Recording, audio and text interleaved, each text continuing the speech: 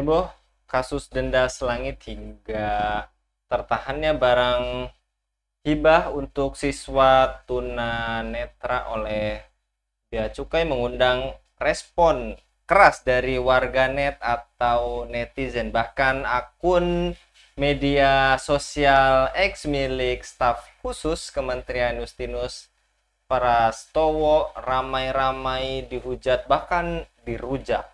Hujatan netizen terhadap Justinus sendiri berawal saat dia menjelaskan langkah Kemenku Sri Mulyani untuk menangani sejumlah kasus viral di Bea Cukai. Pekan lalu bahkan Bea Cukai menjadi viral akibat pengenaan denda hingga 31 juta rupiah untuk pengiriman sepatu yang harganya hanya 10 juta. Hingga ditahannya barang hibah untuk siswa tunanetra sejak 2022 Desember lalu.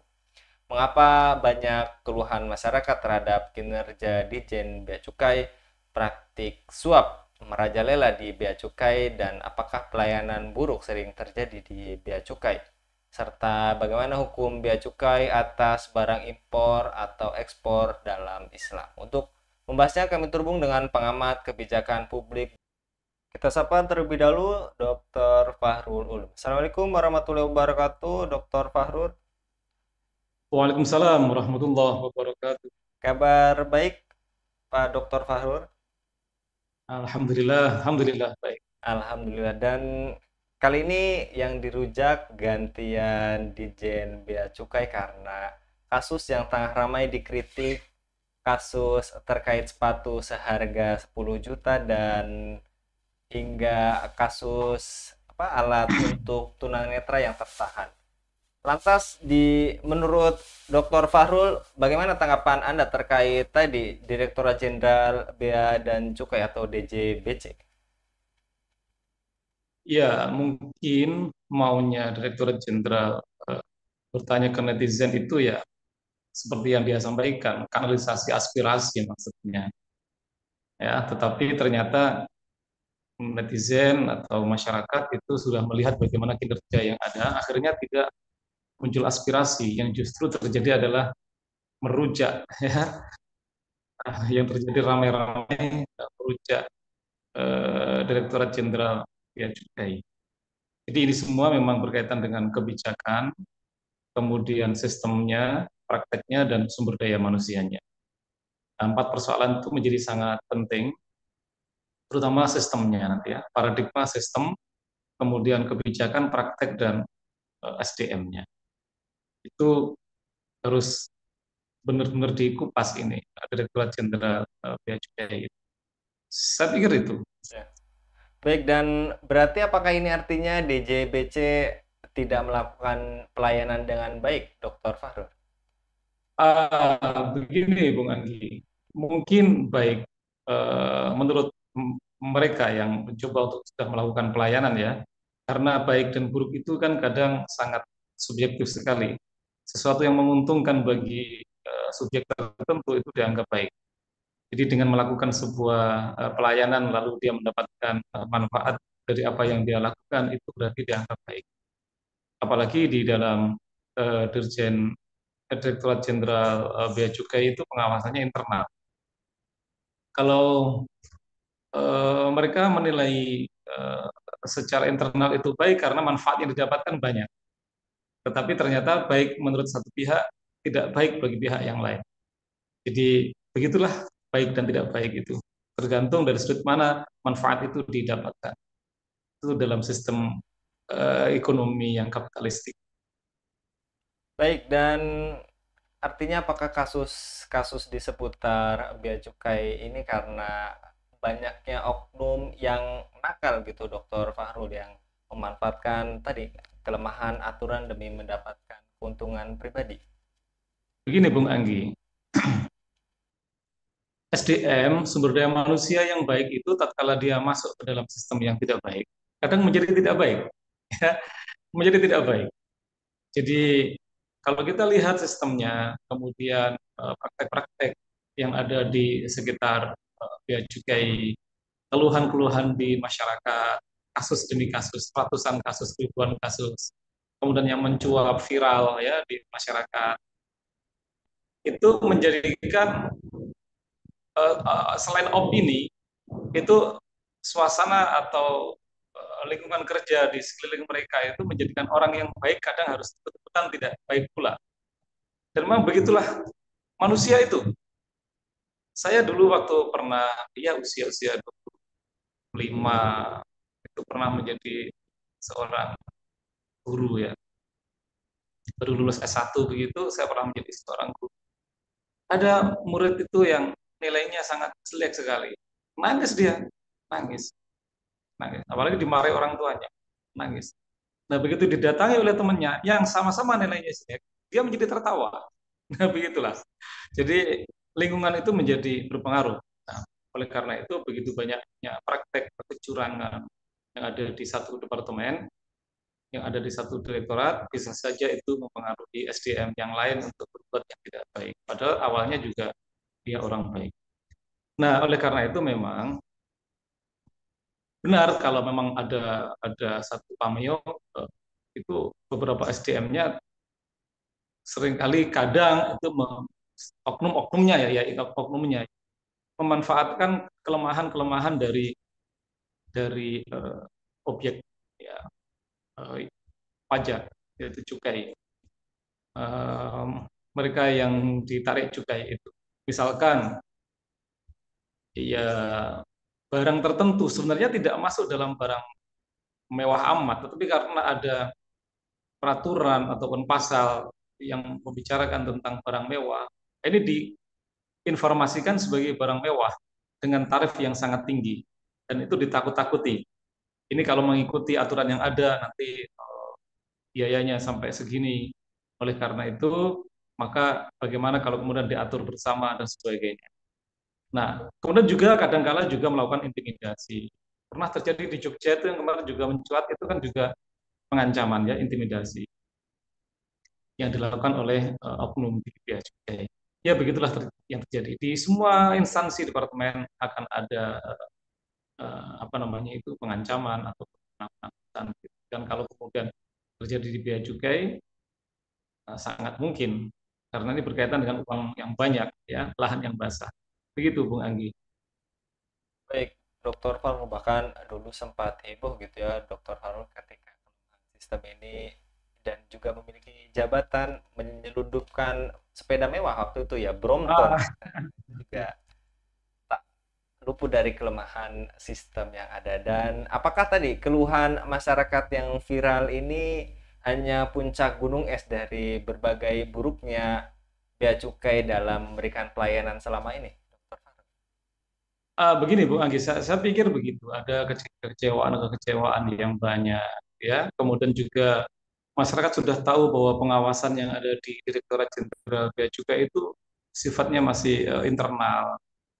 Ya, tidak ada pengawasan-pengawasan eksternal yang sangat intens.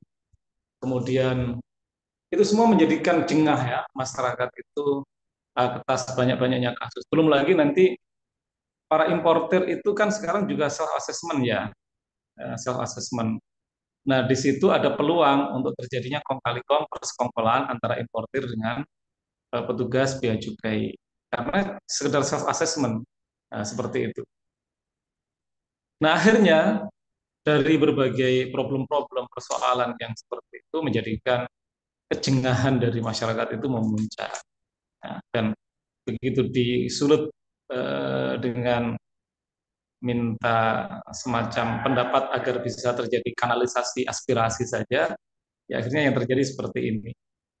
Saya kira begitu, Bung Anggi. Dan para netizen menyarankan untuk menjadi manusia silver saja gitu ya, Dokter Farul.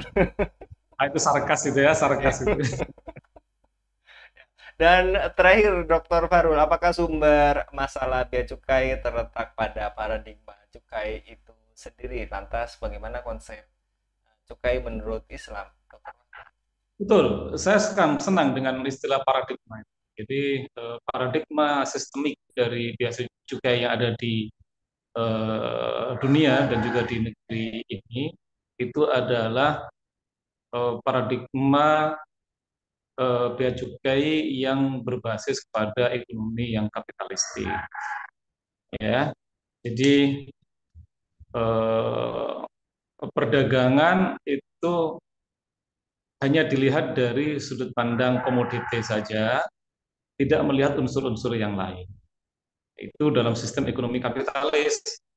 Jadi dalam sistem ekonomi kapitalis itu perdagangan antar negara, ekspor impor, ataupun pajak yang dikenakan terhadap barang dagangan itu hanya dilihat dari sudut pandang barang itu saja. Bahkan barang-barang haram pun kalau memang kemudian secara undang-undang itu bisa lolos asalkan membayar cukai, itu pun juga bisa. Nah, ini tentu berbeda secara diametrikal dengan sistem ekonomi Islam. Kalau dalam sistem ekonomi Islam itu tidak hanya melihat barang, tetapi juga melihat status orang yang melakukan ekspor impor. Kenapa harus melihat status? Karena ini demi keamanan negara. Jadi kalau sudah berbicara tentang ekonomi Islam, dalam hal ekspor impor, dalam hal bea cukai, maka ini masuk pula dalam ranah politik ekonomi Islam. Jadi masuk dalam ranah politik ekonomi. Nah, kalau ditanyakan tentang aturan bea cukai di dalam ekonomi Islam, maka yang pertama dilihat komoditinya. Yang kedua dilihat pelaku ekspor impornya itu. Itu ada dua yang harus dilihat. Yang ketiga adanya lembaga cukai di mana orang-orangnya disebut sebagai asyir, itu harus ada badan pengawas eksternal ya yang ditunjuk oleh pemerintah untuk mengawasi asyir. Kemudian syarat untuk menjadi asyir yaitu petugas bea cukai itu nomor satu itu adalah takwa. Kalau dalam Islam itu takwa karena ini berkaitan dengan eh, potensi yang sangat mungkin bagi petugas bea cukai itu untuk berbuat zalim, penyelundupan, suap dan sebagainya. Oleh karena itu yang dilihat pertama kali adalah takwa. Nah, itu secara paradigma ya. Terus kemudian begini, penjabaran secara ringkasnya. Islam itu membagi para pelaku-pelaku bisnis yang melewati sebuah negara yang membawa komoditas dan harus membayar cukainya itu ada tiga. Satu Muslim, dua kafir zimmi, tiga kafir harbi. Gitu. Kalau zimmi dan dia membawa barang dagangan yang melewati satu negara, maka ini nggak ditarik. Ya, itu karena kalau Muslim itu nggak ditarik cukai. Dia hanya dikenakan atas barang yang telah dia miliki sudah haul dan sudah nisab, ya, haul 1 tahun dan nisab zakat, maka dia cuma terkena seperempat dari usyur. Seperempat dari usyur itu adalah seperempat puluh. Seperempat puluh itu adalah setara dengan zakat mal. Nah, gitu loh, setara dengan zakat. Itu untuk Muslim. Untuk pelaku-pelaku bisnis yang zimmi, kafir zimmi, maka dia terkena setengah dari usyur cukainya itu. Kalau kemudian kafir-kafir harbi yang melakukan aktivitas muahid atau perjanjian, maka dia terkena usyur, ya, 1/20. Itulah cukai. Nah, oleh karena itu sebenarnya di dalam Islam cukai itu ada. Lalu bagaimana dengan satu hadis la yadkhulul jannata sahibul maksi? Seperti satu hadis yang diriwayatkan